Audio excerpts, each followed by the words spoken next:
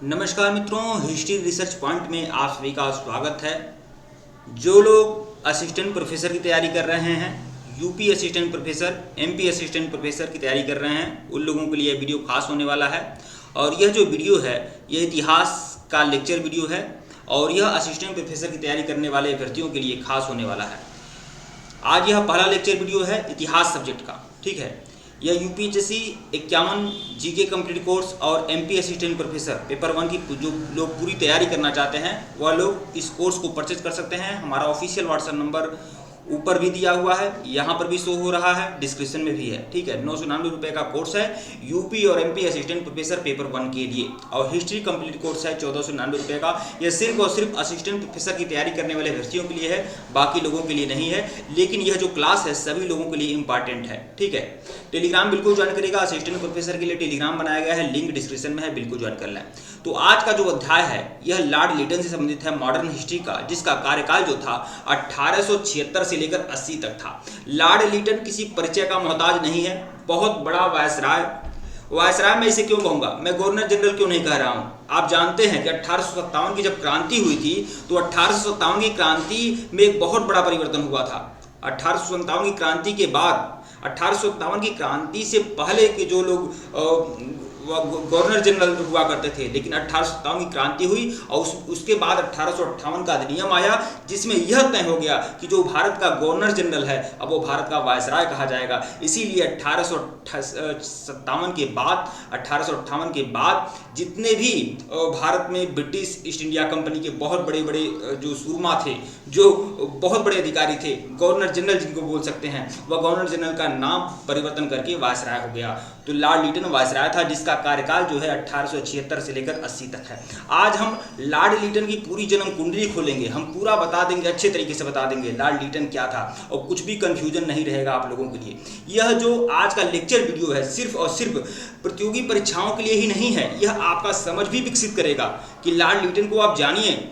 जो अंग्रेज जो यूरोपीय लोग हमारे देश में कई सौ वर्षों तक शासन किए, 100, 150, 200 वर्षों तक शासन किए, क्या उनके बारे में जानकारी करना हमारा कर्तव्य नहीं है? हमें बिल्कुल हमारे इतिहास को जानकारी होनी चाहिए, इतिहास की जानकारी होनी चाहिए। तो लॉर्ड लिटन का जो कार्यकाल है वो 1876 से 80 तक, मतलब केवल 4 वर्ष के लिए ये भारत में वायसराय के पद पर रहा लॉर्ड लिटन, और तबाह कर डाला भारत में। देखिए, दो ऐसे वायसराय हैं, एक लॉर्ड लिटन और एक लॉर्ड कर्जन, जो बहुत ही अलोकप्रिय हैं और लगातार अपने उल जुलूल हरकतों की वजह से भारत की जनता के मध्य यह मतलब एक द्वेष की भावना भड़काए हुए थे।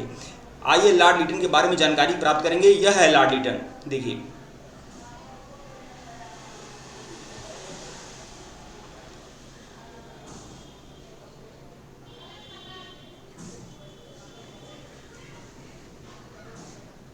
तो यह आप लोग देख रहे हैं, यह है लॉर्ड लिटन है, और यही महोदय हैं 1876 से लेकर 80 तक भारत के वायसराय के पद को सुशोभित करते रहे, और इन्होंने बहुत सारे कार्य किए। इनके कार्यों की चर्चा बाद में करेंगे, पहले इनके जो गुण थे, जो इनके अंदर बहुत बड़ी प्रतिभा थी, उसके बारे में चर्चा करेंगे। देखिए, यह जो लॉर्ड लिटन थे यह बहुत बड़े साहित्यकार थे, साहित्य के प्रति उनका गहन रुचि था। आमतौर पर कहा जाता है कि जो साहित्यकार होते हैं, जो कलम के पुजारी होते हैं, वो बहुत ही निर्भीक होते हैं, साहसी होते हैं, और उनका जो हृदय होता है पवित्र होता है, जो कलम के पुजारी होते हैं, ठीक है। कहा जाता है ना, एक कवि का कविता था कि नेताओं ने गांधी की कलम बेच डाली, कवियों ने निराला की कलम नेताओं ने गांधी की कसम बेच डाली, कवियों ने निराला की कलम बेच डाली, ये मत पूछो कि क्या न बिका इस दुनिया में, लोगों ने आंखों की शर्म बेच डाली। तो यह एक ऐसे साहित्यकार हैं जो अपनी कलम बेच दिए, मतलब एक साहित्यकार होने के बाद भी यह वैमनस्य की भावना भारत के लोगों के मध्य फैलाने से नहीं चुके। और देखिए, यह एक बहुत बड़े साहित्यकार थे, साथ ही साथ इन्होंने बहुत सारा उपन्यास लिखा, निबंध लेखक थे और बहुत बड़े साहित्यकार थे। साहित्य की दुनिया में इन्हें एक नाम दिया गया था, ओवन मेरिडिथ कहा गया है इन्हें साहित्य की दुनिया में। अच्छा, इनके समय में कुछ ऐसे कार्य हुए थे जिसके लिए इनको जाना जाता है। कुछ बुरे कार्य हुए थे, बुरे कार्य ही ज़्यादा हुए थे, ज़्यादातर कार्य इनके समय में बुरे हुए, जिसमें इनका योगदान भी कहा जा सकता है, और कभी कभी दुर्भाग्यवश वो बुरे कार्य इनके समय में हुए। जो सबसे बड़ी आपदा इनके समय में हुई थी वह यह हुई थी कि इनके समय में बम्बई, मद्रास, हैदराबाद और पंजाब और मध्य भारत में भयंकर अकाल पड़ा था। बम्बई, मद्रास, हैदराबाद और पंजाब और मध्य भारत में भयंकर अकाल पड़ा था। बम्बई, मद्रास और हैदराबाद जो थे वो दक्षिण भारत में थे, जबकि पंजाब और मध्य भारत जो था उत्तरी भारत में था। ये 5 प्रांत थे ब्रिटिश काल में जहाँ पर भयंकर अकाल पड़ा था। और आप यह जानकर हैरान होंगे कि लगभग 50 लाख लोग सिर्फ भूख से मर गए थे, भूख से काल के ग्रास में चले गए थे। 50 लाख लोगों की मृत्यु हो गई थी केवल भूखमरी की वजह से। और जब भूखमरी होती है और लॉर्ड लिटन के समय में, तब ये क्या करते हैं, तब ये दिखावे के लिए, लोगों को दिखावे के लिए ये क्या काम करते हैं, ये एक अकाल आयोग बनाते हैं। ठीक है, बहुत ही बढ़िया अच्छा कार्य किया इन्होंने, अकाल आयोग बना। बम्बई में, मद्रास में, हैदराबाद में, मध्य भारत और पंजाब में जब अकाल पड़ा और उस अकाल से जब 50 लाख लोग मर गए तो चारों तरफ थू-थू हो गई। मतलब यूरोप से लेकर, भारत से लेकर यूरोप तक हर जगह पूरा ईस्ट इंडिया कंपनी का, या ईस्ट इंडिया कंपनी भारत में जो शासन कर रही थी, जो भारत में ब्रिटिश ताज का शासन था, और उसमें जो उस समय वायसराय जो थे लॉर्ड लिटन, इनकी प्रतिभा को लेकर सवाल उठने लगा कि आप क्या करने गए हैं भारत में कि वहाँ पर अकाल पड़ जा रहा है। तो उस अकाल को छुपाने के लिए इन्होंने एक अकाल आयोग बनाया था। और अकाल आयोग जो बना था 1878 में बना था। किसकी अध्यक्षता में? रिचर्ड स्ट्रेची की अध्यक्षता में यह 1878 में अकाल आयोग बनाते हैं। और उस अकाल आयोग, जब अकाल आयोग बनता है, कोई भी आयोग बनता है, आप जानते हैं, अकाल जब कोई भी आयोग बनेगा और आयोग जब अपना रिपोर्ट तैयार करेगा तो उसी में यही था कि क्या उसमें कई सारी संस्तुतियाँ थी कि जो लोग दिव्यांग लोग हैं, जो लोग विकलांग लोग हैं, ठीक है, उनको भोजन की उपलब्ध कराया जाए। ठीक है, जो लोग शारीरिक रूप से सक्षम हैं उनको रोजगार मिले ताकि वो रोजगार से कुछ कमा सकें और अपनी भूखमरी को शांत कर सकें। तो इसी तरह की संस्तुतियाँ रिचर्ड स्ट्रेची की अध्यक्षता में जब अकाल आयोग बना तो उसने प्रस्तुत किया और 1878 में यह अकाल आयोग बना था। प्रांतों में अकाल कोष की स्थापना हुई। प्रांतों में अकाल कोष की स्थापना हुई कि अब कभी अकाल पड़ेगा ना तो अकाल कोष से ही लोगों की मदद की जाएगी। तो प्रांतों में अकाल कोष की स्थापना लॉर्ड लिटन ने करवा दी। 50 लाख लोग मारे गए, तब लॉर्ड लिटन ने यह कार्य किया।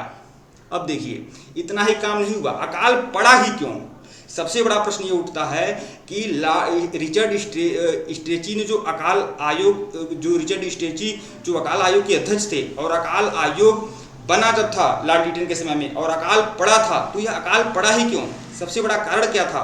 तो अकाल इसलिए पड़ गया क्योंकि उस समय भारत, इतना बड़ा भारत, जहां बहुत सारे लोग भूखमरी से मर रहे थे, लोगों के पास 2 टाइम भोजन करने के लिए संसाधन नहीं था, उसके बाद भी लॉर्ड लिटन क्या करता है, महारानी विक्टोरिया को बुलाता है। महारानी विक्टोरिया को बुलाता है। लंदन की महारानी विक्टोरिया है, देखिए कितनी सुंदर है, बहुत सुंदर है। और यह है महारानी विक्टोरिया जो इंग्लैंड की महारानी थी, और उनको लॉर्ड लिटन भूखमरी से, जो भूख से लोग मर रहे हैं लेकिन इसकी परवाह उसे नहीं है, वह महारानी विक्टोरिया को दिल्ली में बुलाता है और दिल्ली दरबार लगाता है और महारानी विक्टोरिया का भव्य स्वागत करता है, करोड़ों रुपए लुटाता है।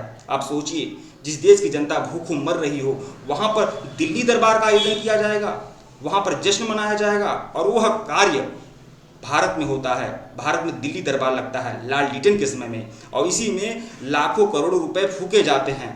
जब देश की जनता का संसाधन पूरे दिल्ली दरबार में लुटा दिया जाएगा तो भूखमरी तो होगी ही ना, बिल्कुल होगी। और हुआ यही, इसीलिए बम्बई में, मद्रास में, हैदराबाद में, पंजाब और मध्य भारत में अकाल पड़ा था और 50 लाख लोग मर गए थे। और उसके बाद अकाल आयोग बनाया था, रिचर्ड स्ट्रेची की अध्यक्षता में बनवाया था, ठीक है, और प्रांतों में जाकर अकाल कोष की स्थापना किया।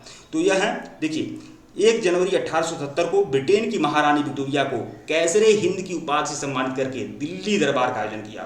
इनको क्या दिया था? इनको कैसरे हिंद की उपाधि भी दिया था। कैसरे हिंद की उपाधि से सम्मानित करने के लिए दिल्ली दरबार का आयोजन किया था। तो दिल्ली दरबार का आयोजन कब हुआ था? 1 जनवरी 1877 को हुआ था। अच्छा, यहाँ आप लोगों ने देखा कि महारानी विक्टोरिया को एक उपाधि दिया जाता है, कैसर-ए हिंद। आपको थोड़ा बहुत स्मरण होगा कि कैसर-ए-हिंद वही उपाधि है जो महात्मा गांधी को भी दिया गया था। उस महात्मा गांधी को उस समय दिया गया था जब महात्मा गांधी ने प्रथम विश्व युद्ध में अंग्रेजों का साथ दिया था, धन से और जन से। तब अंग्रेजों ने खुश होकर महात्मा गांधी को कैसर-ए-हिंद की उपाधि दिया था। और बाद में जब जलियांवाला कांड हो जाता है तो महात्मा गांधी कैसर-ए-हिंद की उपाधि को क्या करते हैं? अंग्रेजों को वापस कर देते हैं। तो कैसर-ए-हिंद की उपाधि सबसे पहले किसको मिली थी? तो महारानी विक्टोरिया को मिली थी। और यह कब मिली थी? दिल्ली दरबार में मिली थी, 1 जनवरी 1877 को। अच्छा, कैसर-ए-हिंद की उपाधि जो मिली थी यूं ही नहीं मिली थी, यह उपाधि देने के लिए भी लॉर्ड लीटन ने एक अधिनियम पेश किया था, राज उपाधि अधिनियम। राज उपाधि अधिनियम 1876 यह लॉर्ड लीटन ने पेश किया था कि राज उपाधि अधिनियम 1876 के तहत राज्य जिसको चाहे जब चाहे जो भी उपाधि देना चाहे दे सकता है। और इसी नियम के तहत महारानी विक्टोरिया को दिल्ली दरबार का आयोजन किया जाता है, उसमें केसरी हिंद की उपाधि दी जाती है। तो देखिए, दिल्ली दरबार में जहां लाखों लोग महारानी के सम्मान में लाखों रुपए महारानी विक्टोरिया के सम्मान में खर्च हो रहे थे और देश की जनता भूखों मर रही थी और मर भी गई, तो कलकत्ता का एक समाचार पत्र था, उसने बहुत ही बढ़िया व्यंग किया था अपने समाचार पत्र में। उसने कहा कि जब रोम जल रहा था, जब पूरा रोम जल रहा था, तो नीरो क्या था? नीरो वंशी बजा रहा था। रोम जल रहा था और नीरो वंशी बजा रहा था। रोम के शासक की एक उपाधि होती है नीरो। तो कहने का मतलब यही था, यह व्यंग था, वो समाचार पत्र का व्यंग था कि यहाँ पर लोग भूखों मर रहे हैं और यहाँ दिल्ली दरबार का आयोजन किया जा रहा था। तो यह व्यंग इसी घटना के बारे में था। और यही है महारानी विक्टोरिया, जिनके स्वागत में दिल्ली दरबार का आयोजन किया जाता है। लॉर्ड लीटन के समय में और भी बहुत सारे कार्य हुए थे जिसकी चर्चा करनी चाहिए। देखिए, लॉर्ड लीटन यहीं नहीं रुका, दिल्ली दरबार से ही इसको संतोष नहीं हुआ। 50 लाख भूख से मर गए, कई प्रांतों में अकाल पड़ गया, इससे इसको संतोष नहीं हुआ। इसने 1878 में एक नियम पास किया था। 1878 में आर्म्स एक्ट का पारित किया था। आर्म्स एक्ट, आर्म्स एक्ट का मतलब क्या है? भारतीय शस्त्र अधिनियम 1878, जिसे आर्म्स एक्ट बोला जाता है। इस नियम के तहत किसी भी भारतीय के पास शस्त्र नहीं होगा। किसी भी भारतीय के पास बिना लाइसेंस का अगर कोई भी भारतीय शस्त्र रखता है तो उसको जुर्माना देना पड़ेगा, उसको दंडित होना पड़ेगा, उसको कारावास हो सकती है। यही भारतीय शस्त्र अधिनियम 1878 में हुआ था। हालांकि शस्त्र अधिनियम तो अभी भी है, अभी तो लाइसेंस लेना जरूरी है, लेकिन यह नियम अगर 1878 में आर्म्स एक्ट बना था तो यह कोई बहुत बड़ी भूल नहीं थी अंग्रेजों की, बिल्कुल भूल नहीं थी। यह नियम आज भी है, लेकिन उस समय अंग्रेजों का जो इरादा था वह इरादा उनका गलत था। ठीक है, ऐसा वह द्वेष की भावना से वह आर्म्स एक्ट लाए थे 1878 में। ठीक है, भारतीयों के पास क्या हो? हथियार रखने का अधिकार छीन लिया जाए, भारतीय तीर तलवार बंदूक भाला भर्ची आदि न रख सकें। ठीक है, अब देखिए, अभी लॉर्ड लीटन को संतोष है ही नहीं, अभी वह और सारे प्रतिबंध, बहुत सारे प्रतिबंध भारतीयों पर लादेगा, लाद कर ही रहेगा, वह मानेगा नहीं, बिल्कुल नहीं मानने वाला है वह लॉर्ड लीटन। ठीक है, बहुत ढीठ आदमी है। अब देखिए लॉर्ड लीटन क्या करता है। 5 मार्च 1878 को लीटन क्या करता है? भारतीय समाचार पत्र अधिनियम पारित करता है, जिसे वर्नाकुलर प्रेस एक्ट बोला जाता है। भारतीय समाचार पत्र अधिनियम वर्नाकुलर प्रेस एक्ट 1878 में पारित करता है लॉर्ड लीटन। अच्छा, यह जो अधिनियम है क्यों पारित किया जाता है? यह अधिनियम समाचार पत्रों पर प्रतिबंध लगाने के लिए पारित किया जाता है। समाचार पत्रों पर प्रतिबंध लगाने के लिए पारित किया जाता है और सिर्फ भारतीय भाषाओं में छपने वाले समाचार पत्रों पर प्रतिबंध लगाने के लिए लॉर्ड लीटन ने भारतीय समाचार पत्र अधिनियम वर्नाकुलर प्रेस एक्ट को पारित किया था। अच्छा, लॉर्ड लीटन ऐसा क्यों भारतीय समाचार पत्रों पर ही प्रतिबंध लगाया? क्योंकि बहुत सारे भारतीय समाचार पत्र थे और मूल रूप से देखा जाए तो सोम प्रकाश पर प्रतिबंध लगाने के लिए एक ढाका से एक समाचार पत्र प्रकाशित होता था बंगला भाषा में, सोम प्रकाश, उस पर प्रतिबंध लगाने के लिए लॉर्ड लीटन ने भारतीय समाचार पत्र अधिनियम वर्नाकुलर प्रेस एक्ट को पारित किया था। और क्यों भारतीय भाषाओं में समाचार पत्र को प्रतिबंधित करने की बात लॉर्ड लीटन ने की थी? इसलिए की थी कि भारतीय भाषाओं में छपने वाले समाचार पत्र जो होते थे वह अंग्रेजों के खिलाफ, अंग्रेजों की जो नीति थी उसको लोगों के सामने लाते थे और भारतीय जनमानस को जागरूक करने का प्रयत्न करते थे। इसीलिए वर्नाकुलर प्रेस एक्ट अंग्रेजों के लिए जरूरी था, वह कठोर प्रतिबंधों के साथ इस अधिनियम को पारित किए थे। ठीक है, तो देखिए, जब यह अधिनियम पारित हुआ तो कई सारे समाचार पत्र थे जिन पर प्रतिबंध लगाया गया, लेकिन एक समाचार पत्र था अमृत बाजार पत्रिका। अमृत बाजार पत्रिका एक समाचार पत्र था। उसने क्या किया? उसने रातों रात अपनी पत्रिका की भाषा क्या कर लिया? अंग्रेजी कर लिया। बंगाली भाषा में अमृत बाजार पत्रिका छपती थी, लेकिन उसे अंग्रेजी कर लिया। क्यों कर लिया अंग्रेजी? क्योंकि ये जो नियम बना था भारतीय समाचार पत्र अधिनियम वर्नाकुलर प्रेस एक्ट, यह भारतीय भाषाओं पर छपने वाले पत्र पत्रिकाओं पर प्रतिबंध था और जब ये इसकी भाषा ही चेंज हो जाएगी तो प्रतिबंध नहीं लगेगा। इसीलिए इसने क्या किया? रातों रात अपनी पत्रिका की भाषा क्या कर लिया? अंग्रेजी कर लिया। ठीक है, और इस पत्रिका के संपादक जो थे शिशिर कुमार घोष थे। तो वर्नाकुलर प्रेस एक्ट आमतौर पर प्रेस पर समाचार पत्रों की आज़ादी को रोका, स्वतंत्रता को रोका। इसीलिए वर्नाकुलर प्रेस एक्ट को मुंह बंद करने वाला अधिनियम या गला घोटू अधिनियम भी कहा गया। ठीक है। अच्छा, वर्नाकुलर प्रेस एक्ट के बारे में बहुत सारे लोग थे, बहुत बड़े बड़े विद्वान थे जिनका अपना अलग अलग मत था।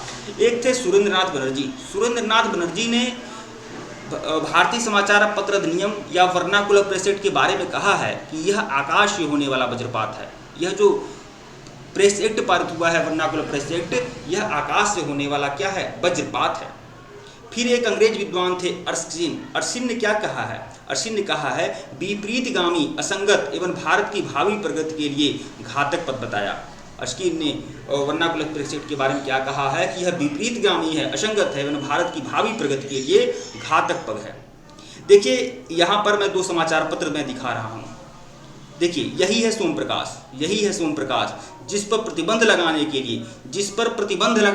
लिए लॉर्ड लिटन ने वर्नाकुलर प्रेस एक्ट पारित किया था, सिर्फ इस पर प्रतिबंध लगाने के लिए।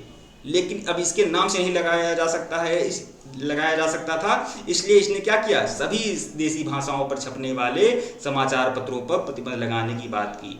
और प्रतिबंध मतलब डायरेक्ट नहीं था, इनडायरेक्टली प्रतिबंध था कि अगर आप कुछ भी छापिए तो मुझे दिखाइए। ठीक है, ऐसा प्रतिबंध था। ठीक है, तो यही सोम प्रकाश है जिस पर प्रतिबंध लगाने की बात की थी। लेकिन एक बात आपको बता दें कि उस समय बहुत सारे समाचार पत्र थे जो वर्नाकुलर प्रेस एक्ट का स्वागत भी किए थे, और यह अखबार है द पायनियर। द पायनियर वह न्यूज़पेपर था जिसने वर्नाकुलर प्रेस एक्ट का समर्थन किया, और आज भी यह समाचार पत्र छपता है। यह आज का ही मैं आपको पेपर दिखा रहा हूँ, आज का ही पेपर है द पायनियर। मैं यह बस बताना चाहता हूँ कि द पायनियर वह अखबार है जिसने वर्नाकुलर प्रेस एक्ट का समर्थन किया था। तो यह ध्यान रखिएगा, यह परीक्षाओं में पूछा जाने वाला प्रश्न होता है। बार बार प्रतियोगी परीक्षाओं में पूछता है कि कौन सा समाचार पत्र है जिसने वर्नाकुलर प्रेस एक्ट का समर्थन किया था, तो द पायनियर है। और वह कौन सा समाचार पत्र है जिसने जिस पर प्रतिबंध लगाने के लिए वर्नाकुलर प्रेस एक्ट पारित हुआ था, तो वह सोम प्रकाश है। ठीक है, वह कौन सा समाचार पत्र है जिसने अपनी भाषा रातों रात बंगला से अंग्रेजी कर ली, तो वह अमृत बाजार पत्रिका है। ठीक है, तो बहुत सारी बातें हैं। अच्छा, लॉर्ड लिटन के समय में और भी कुछ कार्य हुए थे। आंग्ल अफगान युद्ध इसके समय में हुआ था। आंग्ल अफगान युद्ध, आंग्ल और अफगान युद्ध, अंग्रेजों और अफगानियों के मध्य युद्ध हुआ था। यह युद्ध जो हुआ था 1878 से 80 के मध्य हुआ था, लेकिन इस युद्ध का कोई सकारात्मक परिणाम नहीं निकला, बिल्कुल नहीं निकला। ठीक है, तो यह तो मैं बताया हूँ आर्म्स एक्ट के तहत। इसी के समय में 1878 को भारतीय शस्त्र अधिनियम पारित हुआ था, जिसके तहत शस्त्र रखने एवं व्यापार करने के लाइसेंस को क्या किया गया? अनिवार्य कर दिया गया। अच्छा, लॉर्ड लिटन के समय में और भी बहुत सारे कार्य हुए थे। एक बहुत बड़ा घातक कदम लॉर्ड लिटन ने उठाया था। उस समय क्या थे, बहुत सारे भारतीय लोग ICS की परीक्षा दे रहे थे और उत्तीर्ण होते जा रहे थे। ठीक है, तो लॉर्ड लिटन ने एक बहुत गंभीर चाल चली। उसने भारतीयों के लिए ICS की जो अधिकतम आयु है उसको घटा दिया। पहले ICS की परीक्षा के लिए कितनी आयु थी? 21 वर्ष थी। उसने 21 वर्ष की सीमा को घटाकर क्या कर दिया? 19 साल कर दिया। 19 साल कर दिया, जिससे क्या हुआ? बहुत सारे भारतीय जो बच्चे थे तैयारी कर रहे थे, भारतीय लोग तैयारी कर रहे थे, वह इस प्रतियोगिता से ज़्यादातर बाहर हो गए। तो उसने एक बहुत बड़ा घातक कार्य किया कि उसने सिविल सेवा परीक्षा के लिए प्रवेश की जो आयु थी 21 वर्ष थी, उसे घटाकर क्या कर दिया? 19 साल कर दिया। लॉर्ड लिटन ने और भी कार्य किए। लिटन ने अलीगढ़ में एंग्लो प्राच्य महाविद्यालय की स्थापना की। अलीगढ़ में एक मुस्लिम एंग्लो प्राच्य महाविद्यालय की स्थापना किया था अलीगढ़ में। ठीक है, और ये मैं आपको बताया हूँ कि पायनियर वो अखबार है जिसने वर्नाकुलर प्रेस एक्ट का क्या किया था? समर्थन किया था। तो ठीक है मित्रों, वीडियो को लाइक और चैनल को सब्सक्राइब करिएगा। और मैं पूरी दावे और यकीन के साथ बोल दूं कि लॉर्ड लिटन से संबंधित अगर कभी भी कहीं भी किसी भी प्रतियोगी परीक्षा में या कहीं भी किसी भी सेमेस्टर एग्जाम में भी अगर कोई प्रश्न आएगा लॉर्ड लिटन से संबंधित, तो यहीं से आएगा। इससे बाहर आने की संभावना बहुत ही कम है, बिल्कुल कम है। ठीक है, तो यह कंप्लीट वीडियो है। टेलीग्राम बिल्कुल ज्वाइन करेगा, लिंक डिस्क्रिप्शन में दिया गया है। धन्यवाद आप लोग को,